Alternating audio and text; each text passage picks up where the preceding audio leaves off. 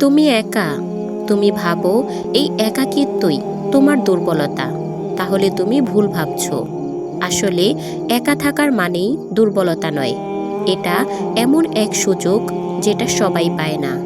এই সময়টা তুমি নিজেকে চিনতে পারো, গড়তে পারো, বদলে দিতে পারো তোমার পুরো জীবন।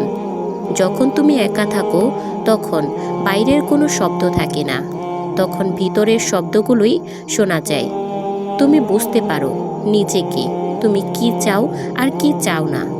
তুমি কি কখনো লক্ষ্য করেছো যখন তুমি ভিড়ের মধ্যে থাকো তখন তুমি অন্যদের মতো হতে চাও, কিন্তু যখন তুমি একা থাকো তখন তুমি তোমার আসল রূপ ফিরে পাও। একা থাকার সময়টা খুব কষ্টের হতে পারে। চুপচাপ চারপাশ, কারো কোনো ফোন আসে না, মেসেজ আসে না, মনে হয় তুমি একটা ভুল জায়গায় চলে এসেছো।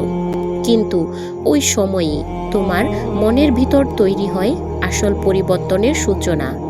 একটা গাছ যেমন শিকড় গেড়ে ভিতর থেকে কষ্ট হয়, তেমনি মানুষ একা থাকলেই তোমার ভিতর থেকে শক্তি হয়।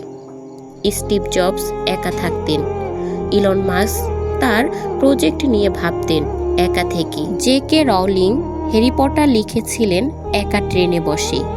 সফলতার পিছনে যারা থাকে তারা একা থাকার মানে বুঝেছে। তুমি যখন একা থাকো তখন ডিস্ট্রাকশন থাকে না, না বন্ধুর ফোন, না সোশ্যাল মিডিয়ার আওয়াজ। তখনই তুমি ভবিষ্যতের জন্য কাজ করতে পারো। তুমি বই পড়তে পারো, নতুন কিছু শিখতে পারো, নিজের শরীরের যত্ন নিতে পারো, নিজের মনের যত্ন নিতে পারো। এই সময়টা তোমার প্রস্তুতির সময়। এই সময়টা তুমি বুস্ট দিলে কেউ তোমাকে আটকাতে পারবে না। একা থাকার মানে একা থাকা নয়, এটার মানে তুমি নিজের সাথে সময় দিচ্ছ। তুমি অন্যদের অনুমোদন না চেয়ে নিজের সঙ্গে বসে আছো। এটা প্রথমে কষ্টকর, কিন্তু পরে অনেক শক্তিশালী। একা থাকলে তুমি বুঝবে কেউ তোমাকে বাঁচাতে আসবে না, কেউ তোমার স্বপ্ন পূরণের করে দিবে না। তোমাকে নিজেকেই শুরু করতে হবে, কাজ শুরু করতে হবে। একা থাকার একটা দরুন উপকারিতা হলো তুমি আবেগ নিয়ন্ত্রণ করতে শিখে ফেলো। তুমি কষ্ট পেলে তুমি নিজেই নিজেকে সান্ত্বনা দাও। তুমি ব্যর্থ হলে তুমি নিজেই উঠে দাঁড়াও। এই স্কিলগুলো টাকা দিয়ে কেনা যায় না। তুমি যদি সারাক্ষণ কারো সঙ্গে থাকো তাহলে তুমি হয়তো আর কখনো নিজের ভিতরের সুযোগই পাবে না। তুমি শুধু চলতেই থাকবে, হাসতেই থাকবে, কিন্তু ভিতরে কিছু একটা ধীরে ধীরে ভেঙে যাবে।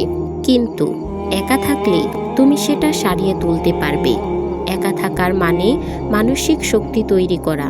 তুমি ধৈর্য ধরতে শিখে যাবে, তুমি নিজের সঙ্গে বন্ধুত্ব করতে শিখে যাবে।